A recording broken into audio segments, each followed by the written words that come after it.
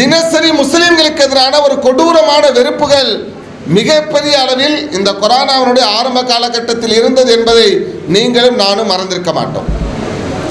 அதனை தொடர்ந்து இந்த அருவருப்பாக பார்க்கப்பட்ட இந்த நோய், அதனால் இறந்தவர்களை அடக்கம் செய்ய இயலாமல் அது தூக்கி வீசப்பட்டு முட்புதர்களில் வீசி செல்லக்கூடிய மிக கோரமான நிகழ்வு நடந்தேறிய ஒரு சூழலில்தான் தமிழகத்திலே துவக்கமாக கொரோனாவிலே இறந்தவர்களை அவர்களுடைய மத சடங்குகளின்படி அடக்கம் செய்யக்கூடிய முதல் பணியை துவக்கி வைத்தது பாப்புலர் ஃப்ரண்ட் ஆஃப் இந்தியா.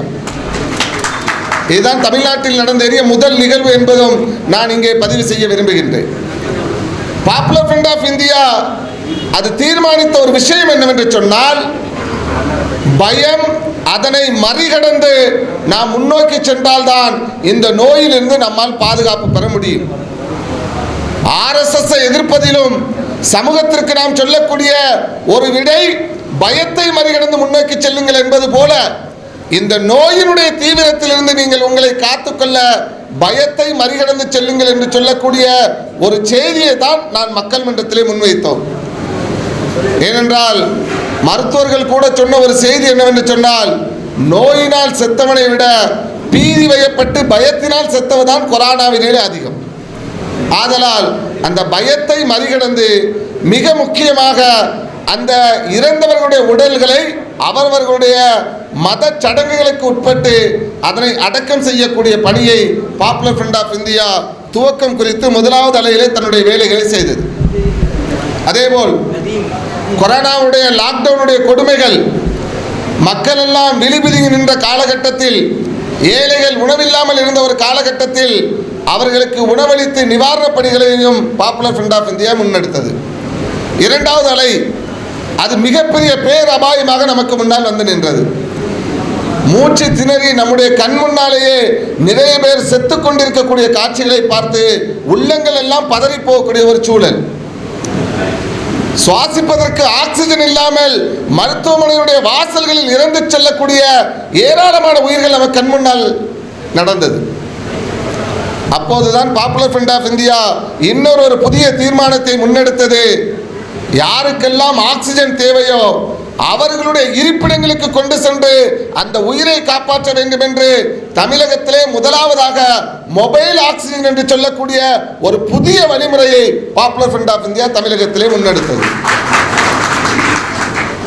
அதில் களப்பணியாற்றிய ஒரு சகோதரனுடைய ஒரு பதிவை மட்டும் நான் இங்கே பதிவிட விளைகின்றேன்.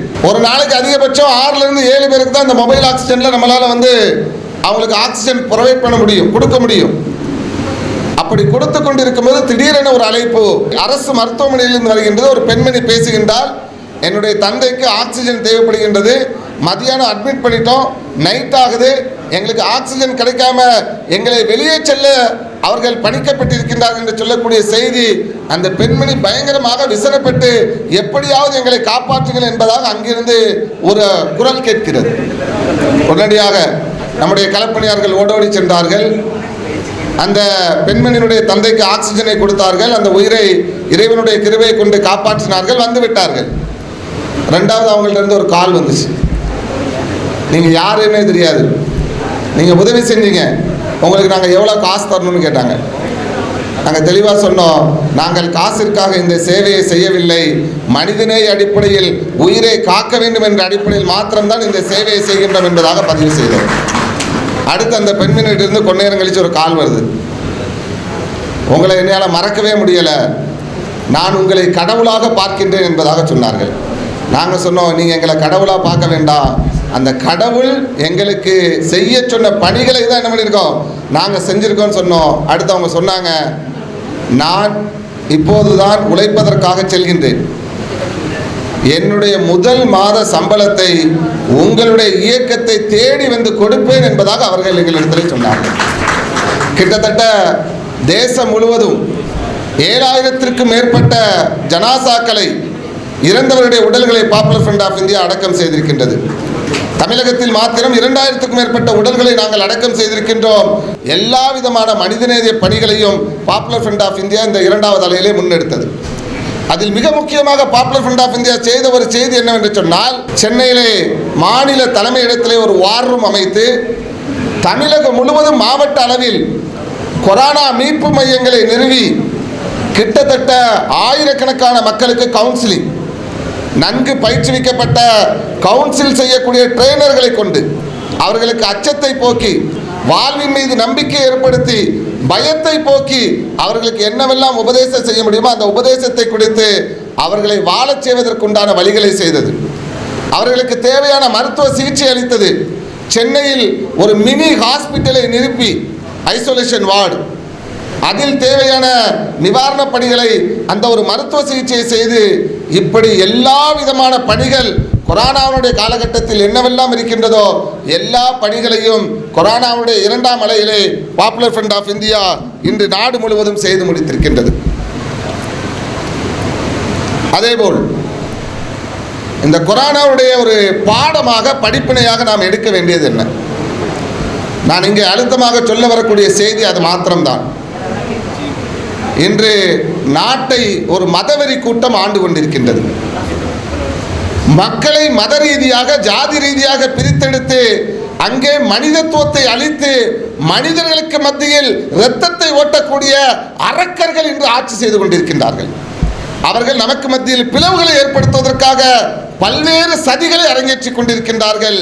இந்த கொரோனா என்று சொல்லக்கூடிய இந்த பேரிடர் ஏற்படுத்திய நன்மை மதங்களை கடந்து அங்கே மனித நேயத்தை நிறுவி இருக்கின்றது. இந்த தேசத்தை ஆண்டு கொண்டிருக்கக்கூடிய இந்த மதவெறி சக்திகளை மீழ்த்தி, அந்த மதமாச்சரியங்களை கடந்து இந்தியாவில் எல்லா ஜாதியை சார்ந்தவர்களும், மதத்தை சார்ந்தவர்களும், இனத்தை சார்ந்தவர்களும் நிம்மதியாக, சந்தோஷமாக, ஒற்றுமையுடன் வாழக்கூடிய ஒரு நிகழ்வை நீங்களும் நானும் பற்றி பிடிக்க வேண்டும் என்பதைத்தான் கொரோனா நமக்கு கற்றுத்தந்திருக்கக்கூடிய பாடம். ஒரு அனுபவம் கூட உண்டு.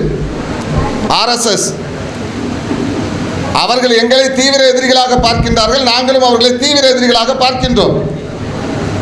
இந்த கொரோனாவுடைய காலகட்டத்தில் அந்த தரப்பிலிருந்து ஒரு ஃபோன் வருது, எங்களுக்கு மொபைல் ஆக்சிஜன் தேவைப்படுது.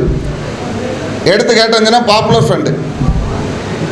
ஃப்ரெண்டான்னு கேட்டவொன்னே அவங்களுக்கு ஒரு சின்ன ஒரு தயக்கம். அதையும் தாண்டி அந்த RSS ஊழியர் பேசுகின்றார், எங்கள்கிட்ட சிலிண்டர் இல்லை, நீங்கள் சிலிண்டர் கொடுப்பீங்களான்னு கேட்குறாப்புல. அப்போ நம்ம சொன்னோம், நாங்கள் எதிரிகளை கூட இது போன்ற பேரிடரக்கூடிய காலகட்டத்தில் எதிரிகளாக பார்ப்பதில்லை, மனிதனாக பார்த்து சிகிச்சை செய்வதற்கு தயாராக இருக்கின்றோம். நீ எதிரியாக களத்திற்கு வரும்போது உன்னை எதிரியாக பார்ப்போம், மற்றபடி இந்த ஒரு சமயத்தில் பொது மனிதனாகத்தான் நாம் பார்ப்போம் என்று சொன்னோம். அவனுடைய உள்ளத்தில் கூட இங்கே பாப்புலர் ஃப்ரண்டிடம் உதவி கேட்டால் கிடைக்கும் என்று சொல்லக்கூடிய ஒரு செய்தியை பதிவு செய்கின்றோம் என்று சொன்னால், மனிதத்துவத்தின் மூலமாக எதிரிகளை கூட நம்மால் வெல்ல முடியும் என்பதற்குத்தான் இது போன்ற சான்றுகளை நான் பகிர்ந்து செல்கின்றேன். கொரோனாவுடைய பாடம் என்னவென்று சொன்னால், மதம், இனம், ஜாதி, மொழி, இனம் என எல்லாவற்றையும் கடந்து மனிதன் என்ற அடிப்படையில் மனிதத்துவத்தை உயர்த்தி பிடித்து, மனிதநேயத்தை உயர்த்தி பிடித்து இந்த தேசத்தின் அமைதியை எக்காலத்திலும் நாம் பற்றி பிடிக்க வேண்டும் என்பதைத்தான் நான் இந்த தருணத்தினூடாக நான் உங்களோடு பகிர்ந்து கொள்ள விரும்புகின்றேன். இந்த கொரோனாவுடைய காலகட்டத்தில் உலகத்தில் இருக்கக்கூடிய எல்லா நாடுகளும் தன்னுடைய நாட்டு மக்களை காப்பதற்காக அல்லும் பகலும் பாடுபட்டு பல்வேறு விதமான திட்டங்களை முன்னெடுத்தார்கள். எக்ஸப்ட் இந்தியாவை தவிர. இங்கு இருக்கக்கூடிய ஆட்சியாளர்கள் என்ன தெரியுமா செஞ்சா, நாட்டில் இருக்கக்கூடிய இந்த கொடூரமான வைரஸை விரட்டுவதற்கு கையை தட்டி விளக்க முடியும்னு சொல்லிட்டு பண்டைய காலத்தில் இருக்கக்கூடிய மௌட்டிகத்தனமான, மூடத்தனமான சில விஷயங்களை தான் முன்வச்சான தவிர ஆக்கப்பூர்வமான விஷயங்களுக்கு அவர்கள் வழி கொடுக்கவில்லை. இன்னும் சொல்ல போனா, இந்த கொரோனாவுடைய காலகட்டத்தை பயன்படுத்தி தன்னுடைய RSS உடைய இந்து ராஷ்டிராவை நடைமுறைப்படுத்துவதற்காக அவர்கள் இந்தியாவில் மிக மோசமான சட்டங்களை நடைமுறைப்படுத்தினார்கள். RSSற்கு எதிராக போராடக்கூடிய மாணவர்கள், ஆண்கள், பெண்கள் என அனைவரையும் பிடித்து ஜெயிலில் போட்டார்கள். இன்னும் சொல்ல போனா, கொரோனாவுடைய காலத்தை பயன்படுத்தி என்னவெல்லாம் தந்திரங்கள் செய்து தன்னுடைய இந்து ராஷ்டிராவை நடைமுறைப்படுத்த முடியுமோ அத்துணை அட்டூழியங்களையும் செய்த ஒரே ஆட்சி உலகத்திலே மிக மோசமான ஒரு ஆட்சி இருக்கும் என்று சொன்னால் அது மத்திய சர்க்காருடைய மிக மோசமான ஆட்சி. இப்போ நான் இங்கே சொல்ல வரக்கூடிய செய்தி என்னன்னு சொன்னால், மனிதர்கள் உணவிற்காக ஏங்கும் போது உணவை கொடுப்பது எப்படி மனித நேயமோ, தண்ணீருக்காக ஏங்கும் போது அவனுக்கு கொண்டு போய் தண்ணீர் கொடுப்பது எப்படி மனித நேயமோ, அவனுக்கு ஏதாவது தேவை என்று சொன்னால் அந்த தேவையை நிறைவேற்றுவது மனிதநேயம் ஆகுமோ, அதே போன்று அக்கிரமக்காரனால் பாதிக்கப்படக்கூடிய சமூகத்திற்கு அந்த பாதிப்பிலிருந்து நீதியை மீட்டிக் கொடுப்பதும் மனிதநேயத்துடைய பணிகள் என்பதை நாம் மறந்துவிடக்கூடாது. பாதிக்கப்பட்ட மக்களை நாம் மீட்டெடுக்கவில்லை என்று சொன்னால் அது பாதிக்கப்பட்ட மக்களுக்கு நாம் செய்யக்கூடிய மகா பெரிய துரோகம் என்பதை நாம் மறந்துவிடக்கூடாது.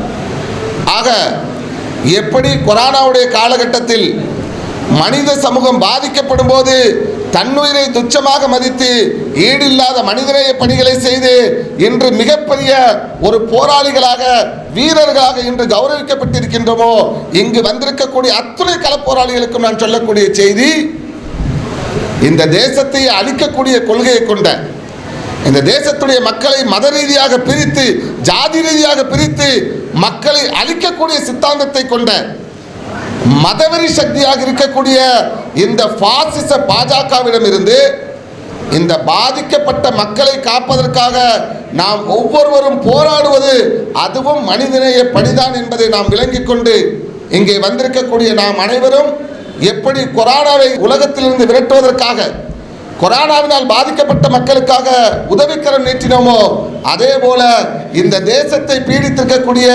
கொரோனாவான பாசிச பாஜகவை விரட்டி அவர்களிடமிருந்து பாதிக்கப்பட்ட மக்களை மீட்கக்கூடிய மனிதநேய பணிகளில் நாம் ஒன்றிணைந்து பயணிப்போம் என்று கூறி என்னுடைய வார்த்தையை நிறைவு செய்கின்றேன். நன்றி.